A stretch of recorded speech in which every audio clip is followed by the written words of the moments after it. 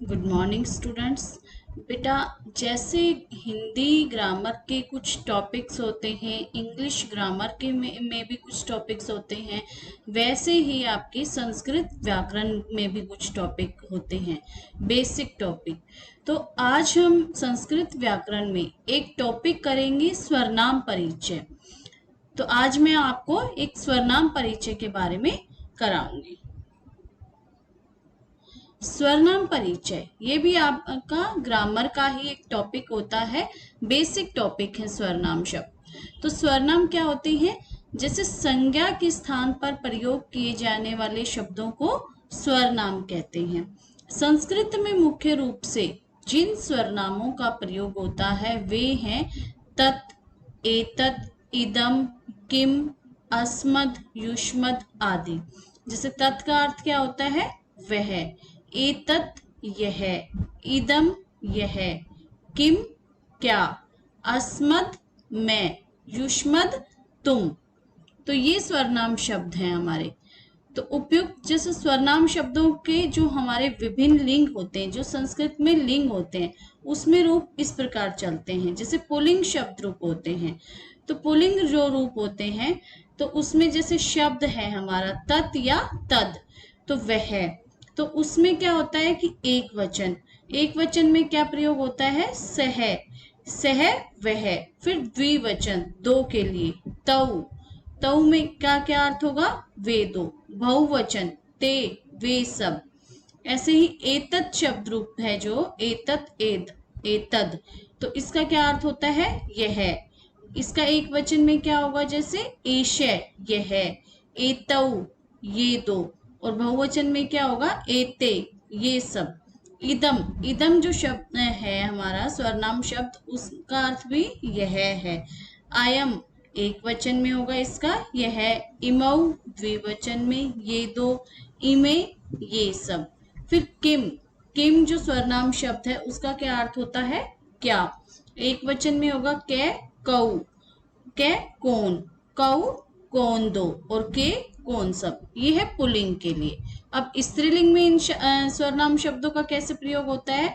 जैसे तत् जो है स्वरनाम शब्द, एक वचन में क्या होगा? स्त्रीलिंग में सा वह, द्विवचन में ते वे दो, और बहुवचन में हो जाएगा ता वे सब।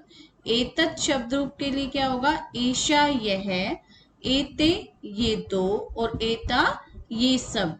इदम में क्या होगा? इदम का अर्थ भी यह है, तो इयम यह, इमे ये दो, और इमहा ये सब। किम, किम का अर्थ क्या होता है? क्या।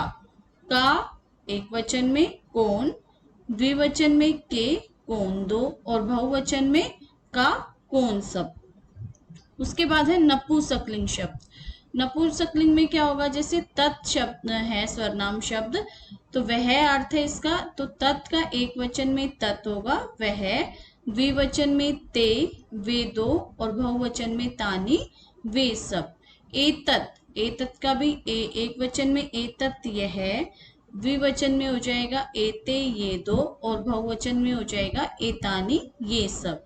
इदम, इदम का अर्थ होता है यह, एक वचन में इदम यह, द्विवचन में इमे ये दो, और बहुवचन में इमानी ये सब। किम, किम का अर्थ क्या, तो एक वचन में किम क्या, द्विवचन में के क्या दो, और बहुवचन में कानी क्या सब। विशेष, अब विशेष में क्या होता है कि तत् शब्द रूप का जो के रूपों का जो प्रयोग है वह, अर्थात दूर के व्यक्ति या वस्तु के लिए किया जाता है। जैसे आप इंग्लिश में दिस और दैट का प्रयोग करते हो, तो यहाँ पर तत् और एतत् होता है। तो एतत् और इदम ये जो शब्द रूपों के का प्रयोग होता है, यह और पास के व्यक्ति या वस्तु के लिए किया जाता है।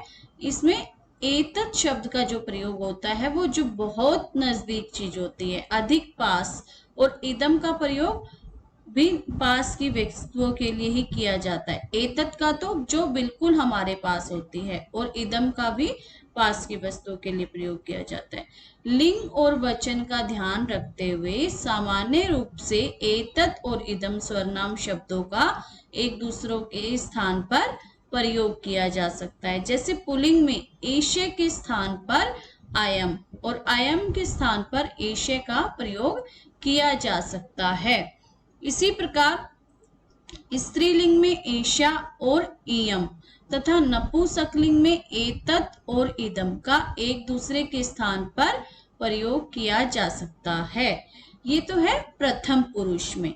और मध्यम पुरुष में क्या होता है, जैसे स्वरनाम शब्द मध्यम पुरुष में युष्मद वो है, तो इसका क्या है, तीनों लिंगों में, चाहे वो पुल्लिंग हो, चाहे स्त्रीलिंग हो और या नपुंसकलिंग हो, तो युष्मद का अर्थ होता है त्वम, तुम। तो एक वचन में त्वम तुम, द्विवचन में युवाम तुम दोनों, और बहुवचन में यूयम तुम सब के लिए प्रयोग किया जाता है। इस प्रकार स्वरनाम शब्द अस्मद जो है, अस्मद का उत्तम पुरुष में तीनों लिंगों में समान होता है। जैसे अस्मद का अर्थ है अहम, मैं, और एक वचन में क्या होगा, अहम मैं, आवाम हम दोनों द्विवचन में, और बहुवचन में क्या होगा, वयम हम सब। तो ये हमारे स्वरनाम शब्द हैं। जैसे प्रथम पुरुष में कौन से होते हैं, से, तौ, ते, और उसमें क्या होता है, मध्यम पुरुष में कौन से होते हैं, त्वम, युवाम, यूयम, और उत्तम पुरुष में होते हैं अहम, आवाम, वयम। तो ये हमारे स्वरनाम शब्द होते हैं। आज हम इतना ही करेंगे बेटा। नेक्स्ट वीडियो में हम ग्रामर का कोई और टॉपिक करेंगे। अगर आपको मेरी वीडियो यह अच्छी लगे तो आप इसे लाइक कीजिए, शेयर कीजिए और चैनल को सब्सक्राइब कीजिए। धन्यवाद।